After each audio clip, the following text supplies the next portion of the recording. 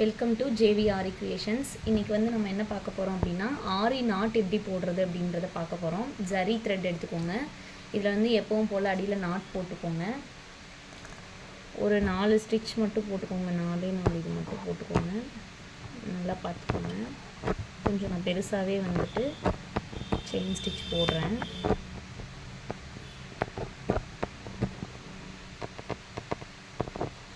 ஓகேங்களா?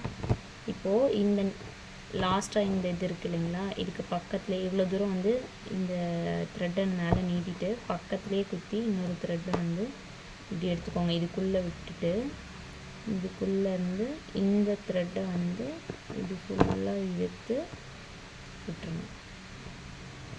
இன்னொரு தடவை போடுறேன் பாருங்கள்.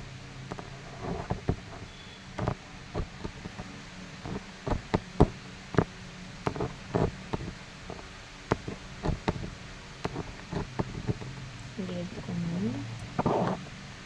இந்த த்ரெட்டுக்குள்ளே இருந்து பக்கத்தில் ஒரு த்ரெட் எடுத்து இந்த த்ரெட்டை இந்த த்ரெட்டுக்குள்ளே விட்டுட்டு மறுபடியும் இந்த த்ரெட்டுக்குள்ளே இருந்து இந்த நூலை வந்து இது இந்த மாதிரி வரக்கூடாது.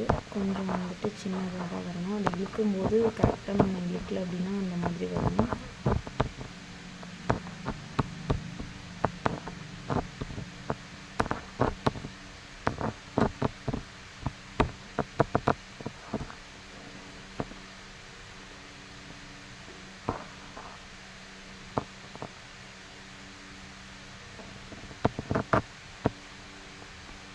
ஓகேங்களா?